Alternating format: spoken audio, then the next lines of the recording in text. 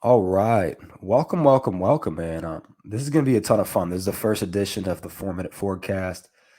We're going to be talking a bit about Treylon Burks today. So, this is going to be a quick encapsulation of a prospect's skill set as a mover, how they act on the field of play, and what kind of makes them unique, hence the video clip.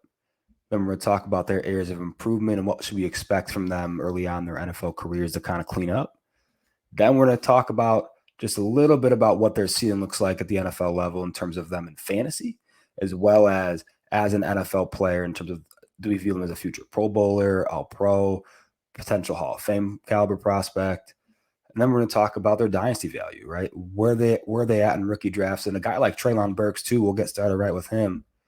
He was my wide receiver one coming into this draft cycle. He's my wide receiver one coming out of the NFL draft. I think for him, the big thing when you watch Burks play, I think it's the physicality at the catch point. It's a big deal, but also the top end speed and the ability to work in a linear fashion and get by cornerbacks. This is pretty important because when you watch a guy like Burks, he has the frame. He's 6'2", 230 pounds, reportedly played at 235, 240 at Arkansas in some points of his career.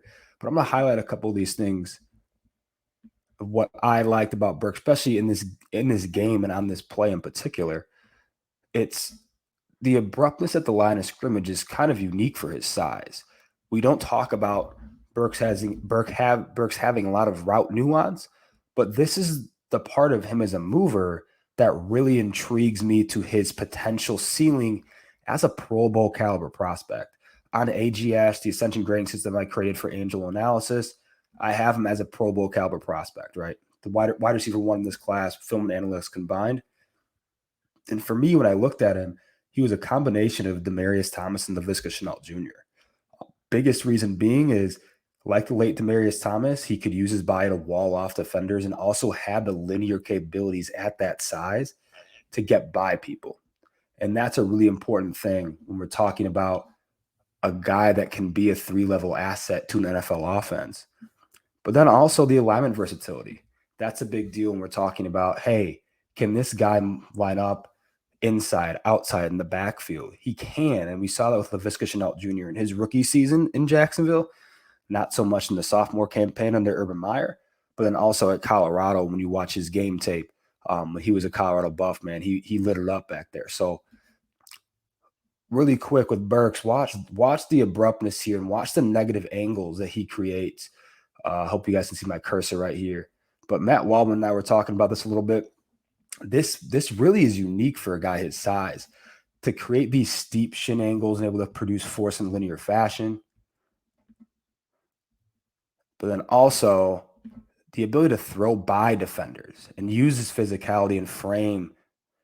And then on top of that, cherry on top, the linear capabilities to blow by the second best defense in the nation behind Georgia.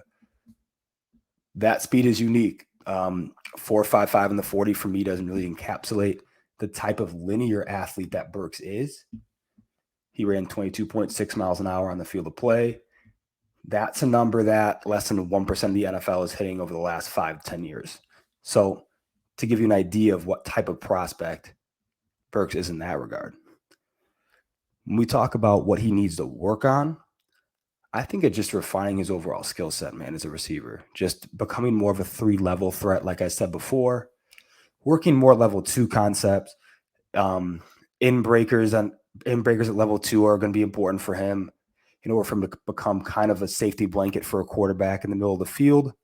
I don't know if he'll ever become that, but A.J. Brown, when he was coming out, that was something from his game that you wanted to see. Brown cleaned that up and is now, in my opinion, a perennial all-pro caliber talent at receiver. So that's what the Tennessee Titans are getting in terms of a prospect. We look at Burks too in terms of the dynasty value. What I see from Burks is a guy that's going to be a top 2 pick in rookie drafts. I think he's my super flex right now, 102 behind Breece Hall. And then honestly, man, I mean, if you're kind of evaluating where's he going to be at in terms of overall receivers in combining NFL guys like Kupp and Jefferson, probably receiver 8 to 12, honestly, because this is a guy that's going to get 120 targets year one. That might go up depending on how he plays. I think he's a rookie of the year candidate and someone I'm not going to be missing on in my rookie drafts. If he's there at 102, I'm taking him, especially if he starts falling a little further and I have a later round pick. He's someone I want to try to trade up for, especially if I'm a contender, because he's in the best situation right now to help your dynasty team win, because he's gonna have a high target share. There's not much competition. It's him and Robert Woods, who's coming off the ACL, Kyle Phillips, Austin Hooper, and that run game's gonna revolve around Derrick Henry. But Ryan Tannehill's gonna look to Treylon Burks early and often to create after the catch and be the guy in that offense sooner rather than later. So I'm really excited to see what he looks like, and I'm really excited for this 4-minute forecast to kick off. So I appreciate everybody tuning in. I'm going to drop the link below for all the stuff for Angelo analysis, Treylon Burks' profile, the Ascension grading system, so you guys can check that out. But thank you guys again for hanging out for 4 minutes and for encouraging me and asking questions and just being a great community. So I appreciate it, and I'm looking forward to lighting up Breece Hall in a couple weeks here. So